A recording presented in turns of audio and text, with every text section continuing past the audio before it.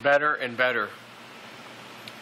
The president of Bolivia was one of the ones, I think, saying that he would give, or potentially would give, Edward Snowden asylum in his country.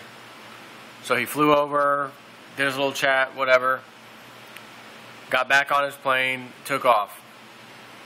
While they're flying, they're basically forced to land and stay down for 12 hours, refuse to leave. I'm talking about the president of a country, Bolivia, on his personal presidential aircraft, on official business, as a diplomat, etc., leaving a country which he just had business with, talking about this thing with Snowden, got on his plane, forced down.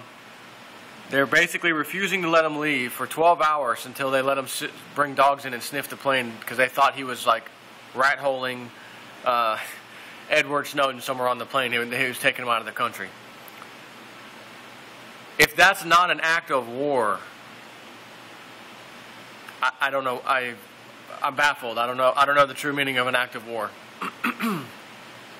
Forcing a president of a country's plane to land and keep down and not release it for 12 hours straight until he allows you to search the plane is pretty ballsy. Now, I've read one thing that said he allowed people to come up to the door of the plane but would not allow entrance. I've read other things that say they actually were allowed in to search the plane. Either way,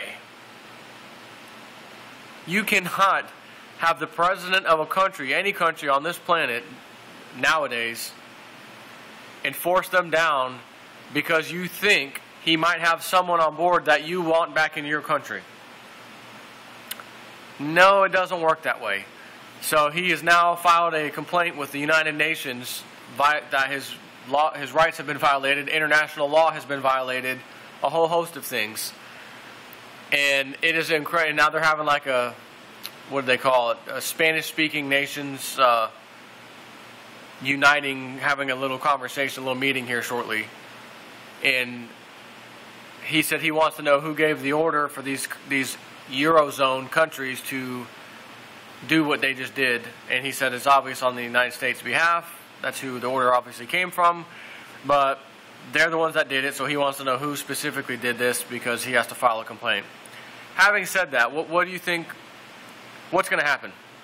What's really going to happen? Are they going to go arrest someone from the United Nations? We're going to go arrest someone in France, someone in Portugal that helped do this to the guy? No. All you're going to hear is, yeah, well, we were wrong, we shouldn't have done that. We apologize to the president, sorry about that. We won't do it again. Could you imagine?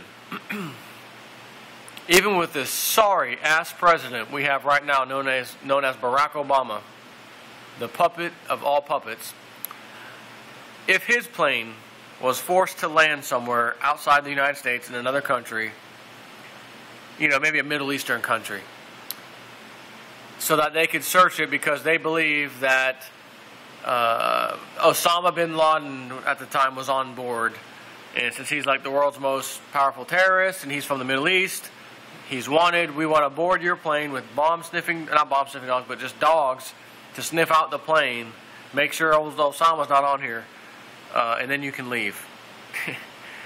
Do you think there would be any chance in hell that any nation on earth would even attempt that to our president, knowing that our military would be there in 2 seconds? No, that wouldn't happen.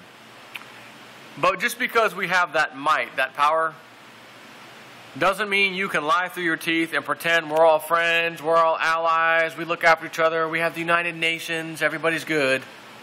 Until we need this guy, now we'll violate another president's liberties, rights, freedoms in midair, forced to land, stay down, you're not leaving until we search the plane? Really? In international, airspace, so to speak? You don't have any authority. No, one country doesn't have authority over another one of it like that, and yet they just did it. Again, if that's not an act of war, I don't know what is. You can't. We essentially detained a country's president because we thought an American citizen was on board. You know, and for a while I thought, you know, this guy Edward Snowden, boy, he sure knows what to say, and he says it so perfectly. Like, is this guy like a plant? Like, was this whole thing a farce to like take our mind off of something else? But then I started realizing that he made the conscious decision before he went to the work for the NSA, is when he made the conscious decision that he said, man, I'm going to go and work at the NSA for the sole purpose of exposing the corruption and the lies out of that place and let the American people know what's really going on. He was that confident that the NSA was doing what we now know they were doing, that he decided to go ahead and get the job, started working there as a contractor, whatever, had access to everyone's information on the planet, basically, and proved his point, blew the whistle, is now seeking asylum in other countries. So, it's still just an American citizen, but the fact that they just had this presidential plane detained from Bolivia should shush any of that talk up that this guy's a plant, that he's not who he says he is, that he's not a true American patriot, hero, technically speaking, blowing the whistle on corruption, blowing the whistle on lies, blowing the whistle on evil, which just got done showing its evil face while trying to protect itself, saying it's not evil, we're not really doing what he says, it's not that bad, trust us, trust us, trust us, we're the good guys. But by the way, we're going to break international law and detain the Bolivian president of the country because we want to find this guy. But have the nerve to say, nope, we're freedom, your freedoms are intact, Fourth Amendment, First Amendment, all amendments, Constitution, everything's intact in America.